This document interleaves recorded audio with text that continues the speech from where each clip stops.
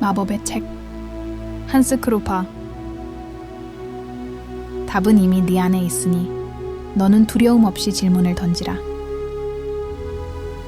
사람들이 아직 신비로운 존재와 너무 신령스러운 힘을 믿던 시절이었다.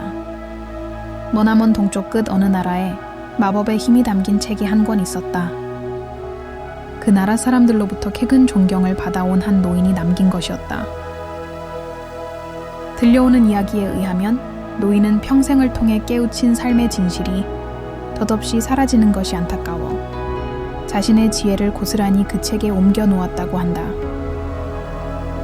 제자들은 사원 안제단 위에 놓아두었다.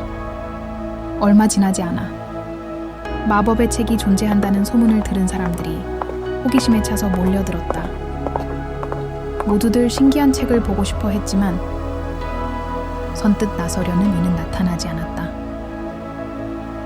몰려든 사람들이 웅성거리는 가운데 미쿠라라는 여인이 사원 안으로 들어가게 되었다. 미쿠라는 이 도시의 최고의 미인이었다.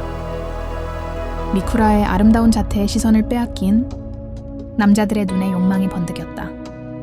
여자들은 시기와 질투가 가득한 눈길을 던졌다. 지금까지 그녀의 사랑을 얻으려 애쓴 남자들은 대부분 용감하고 훌륭하며 멋진 사내들이었지만 하나같이 퇴짜를 맞았다.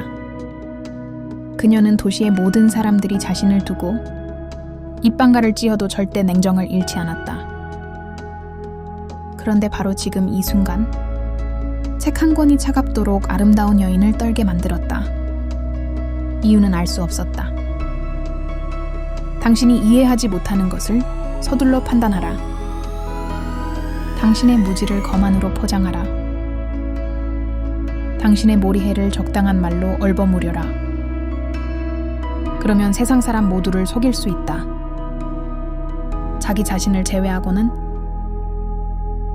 미쿠라는 가슴 저 깊은 곳에 상처를 건드리기라도 한 것처럼 통증이 느껴졌다. 통증이 심했지만 그렇다고 피하고 싶지는 않았다. 그녀는 책으로 눈길을 돌렸다. 육체의 아름다움은 소중하다. 허나 아름다움도 자연의 법칙을 거스를 수는 없으니 한번 피어나면 반드시 지리라. 아름다움에만 의지한다면 언젠가 깊이 추락하고 말지니. 이 글은 미쿠라의 가장 예민한 부분을 건드렸다. 조금 전 그 통증이 되살아났다. 하지만 계속 읽어나가야 한다는 절박한 심정으로 스스로를 다그쳤다. 사라지지 않는 아름다움은 더욱 피부 아래 감추어져 있는 법. 진정한 아름다움은 좀 시간과 공간을 초월하여 영원히 꽃을 피우며 언제까지나 향기를 남긴다. 미쿠라는 주체할 수 없는 감정에 사로잡히다. 다시 한번 책을 집어들었다. 왼쪽 페이지에 손으로 쓴 글씨가 나타났다. 오른쪽 페이지는 종이처럼 얇은 거울로 되어 있었다. 거울을 보라. 읽기를 멈추고 당신의 얼굴을 들여다보라. 그렇지 않고는 아무것도 이해할 수 없으리니. 미쿠라는 머뭇거리다가 책이 시키는 대로 거울을 들여다보았다. 미쿠라는 자신의 모습에 반해 물끄러미 거울을 보았다.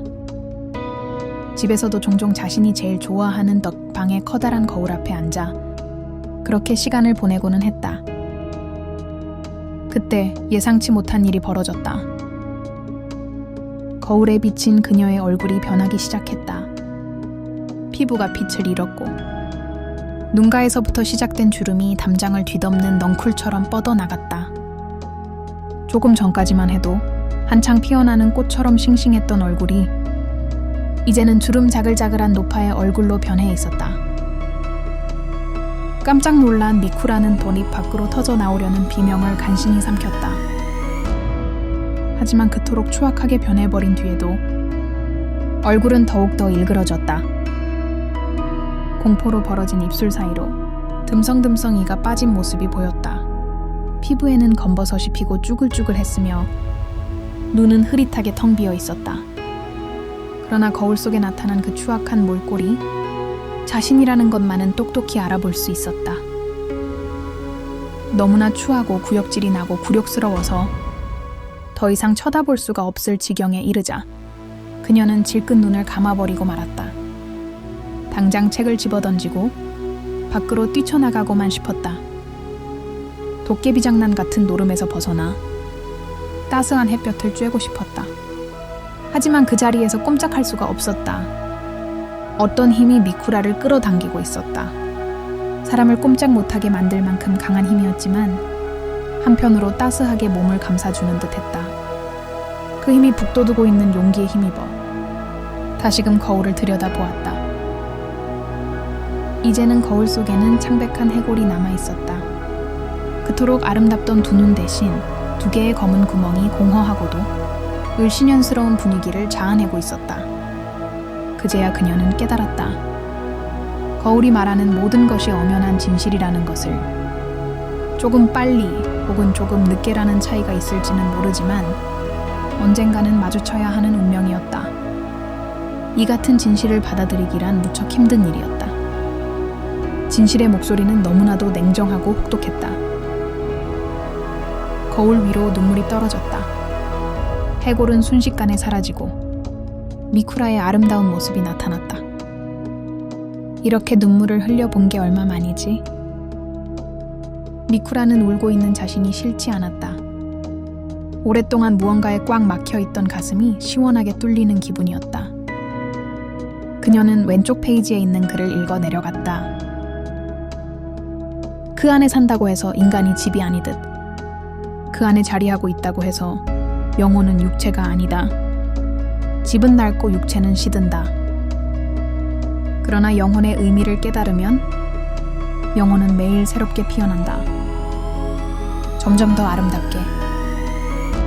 영혼은 이 세상에 속하지 않고 현재에 얽매이는 것도 아니며 영원히 지속되는 불멸의 존재이기에. 미쿠라는 비틀거리며 문 쪽을 향해 걸어갔다. 밖으로 나설 때까지도 그녀는 울고 있었다. 갑자기 눈부신 햇살이 눈을 찔렀다. 그녀는 계단을 헛디고 말았다. 평소 가까이 하기에 힘든 그녀였기에 어느 누구도 선뜻 도움의 손길을 뻗지 못했다. 그때 가난한 양복장이의 아들 탈로가 달려왔다. 미쿠라의 팔을 붙잡아 일어설 수 있도록 도와주었다. 사람들은 모두 의아해했다. 미쿠라는 초라한 풋내기를 물리치기는커녕 오히려 도움을 순순히 받아들이고 있었다. 제가 집까지 모셔다 드릴까요? 도도하고 거만한 미쿠라가 초라하기 짝이 없는 양복장이 아들의 부축을 받으며 사람들 틈으로 나아가고 있었다. 도대체 사원 안에서 무슨 일이 있었기에 그토록 도도하던 미쿠라가 저렇게 달라질 수 있단 말인가? 도저히 어울릴 수 없을 것 같은 한 쌍이 시야에서 사라졌지만 쉽사리 입을 여는 사람이 없었다. 지금까지 세 사람이 사원에 들어갔다. 이유는 알 수 없지만 사원에 다녀온 뒤에 그들은 사람들이 이전에 알고 있는 모습과는 판이하게 달라졌다. 호기심과 궁금증이 더욱더 커졌지만 그만큼 두려움 또한 커졌다.